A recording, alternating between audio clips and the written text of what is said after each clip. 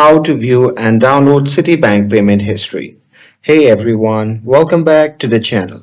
So if you need to review or save your past Citibank payments, well here is how to view and download your payment history using your desktop. So now without further ado, let's get started. So first thing first, open any web browser and now here once inside, just click on the search bar and simply search for Citibank. And now here on the search result, you can just click on the first link and after that you'll be prompted to the official website of the Citibank.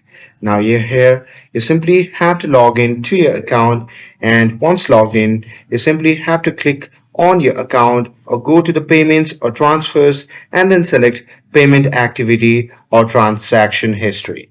Now there you can use the filters to select the date range or type of payments you want to see, and after that your recent payments will now be listed. Now there you can simply look for the download or the export button, which is usually in PDF, CSV or Excel format. So there you can simply click on it and save the file to your computer. And that's it.